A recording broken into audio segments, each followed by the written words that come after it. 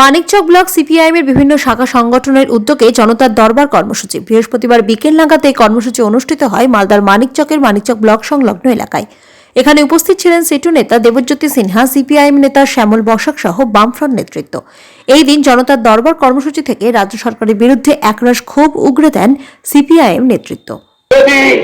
দালাল মুক্ত BLR office, দালাল মুক্ত আইসি অফিস যদি না হয়, লাল ঝান্ডা ঘেরাও করবে। মানিকচকে বিনা পয়সায় আধিকারিকদের কাজ করতে হবে, লাল ঝান্ডা লড়াই চলবে। আপনারা চাইবেন, চাওয়ার অধিকার আছে। বিজেপি, তৃণমূল এবং দুর্নীতিবাদ সরকারের চায়না, তারা পয়সা পায়। বিডিও অফিস আর বিএলআরও অফিসের সামনে CI2, AIKS, AIAWE, AIDWA, DYFI, SFI মানে ছাত্র, যুব, মহিলা, কৃষক, শ্রমিক, ক্ষেতমজুর সংগঠন, লাল ঝান্ডা এবং শ্বেত পতাকাও আছে। তারা আজকে আমরা ডেপুটেশনে এসেছি। তার সাথে প্রায় 6-7 হাজার মা এবং মানুষরা এসেছিলেন। মুখ্যমন্ত্রী দাবি করছেন যে সব মানুষের সমাধান হয়ে গেছে। তাহলে তারা আবেদনপত্র পূরণ করে তারা এখানে এত মানুষ এলেন কেন? তারা এসে অভিযোগ করছেন আমাদের লক্ষ্মী ভাণ্ডার হয়নি, কেউ বলছেন আমাদের পাট্টা রেকর্ড হচ্ছে না, কেউ বলছেন বিড়ি শ্রমিকের 202 টাকা মজুরি দিচ্ছে না, আবাস যোজনায় যোগ্য অযোগ্য, তবে তো যোগ্য তালিকায় দেখছি দোতলা বাড়িরও নাম আছে।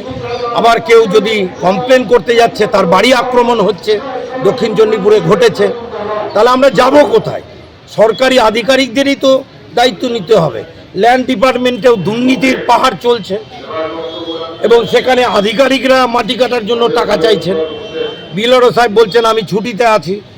তাহলে আজকে সেই দাবিগুলো নিয়ে, যেমন গদায়ে হাইল্যান্ড, দক্ষিণ চণ্ডীপুরে লক গেট, ভূতনিতে জানুয়ারি মাসে সেচ দপ্তরকে যে বাঁধ নির্মাণ করতে হবে, নাহলে ঘেরাও হবে, সেচ দপ্তর ছাড়া হবে না। তারপরে যে মানিকচক ঘাটে আর রাজমহলে আন্তঃরাজ্য ব্রিজ, ঝাড়খণ্ডেও আন্দোলন শুরু হয়েছে।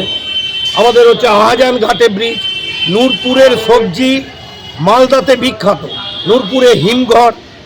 তারপর প্রতিবন্ধীদের ভাতা, প্রতিবন্ধী বিধবা বার্ধক্য, এই ভাতাটা তো 5,000 করাই উচিত। একবারে poorest of the poor, needy মানুষ, কেন তারা 5,000 টাকা পাবে না? এই সকল দাবি নিয়ে আজকে মানুষ, অজস্র মানুষ ফর্ম পূরণ করেছে। আমি ফোনে বিডিও সাহেবকে কথা বলি, নিয়ম অনুযায়ী মানুষ যদি লাইন দিয়ে রিসিভ সেকশানে জমা দেন তাহলে তো রিসিভ দিতে বাধ্য। বিডিও সাহেব লেখেন রিসিভ নট ভেরিফাইড। আমি কথা বলেছি, উনি বলেছেন যে যখন চলে এসেছে তালিকাগুলো নিন, পরবর্তীকালে লিস্টটা দেবেন, আমরা সেটা রিসিভ সেকশানে রিসিভ করব। সরকার যদি আমাদের উদ্যোগ নিতে বলে সেই বিষয় নিয়ে আমরা বললাম আমরা আপনাদেরকে হেল্প করছি। যাদের আবাস যোজনায় নাম নাই এই তালিকা, আপনারা এই ব্যাপারে ইনকোয়ারি করে প্রয়োজনীয় ব্যবস্থা নিন।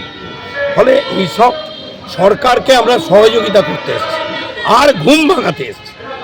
যে সরকারের ঘুম ভাঙছে না এবং আগামী দিনেও এই দাবিগুলো নিয়ে, আজকেই শেষ না, আরআই অফিস, অন্যান্য অফিস, বিড়ি শ্রমিকের মজুরি নিয়ে লেবার ডিপার্টমেন্টকে, বিড়ি কন্ট্রাক্টরদের ডাকতে হবে।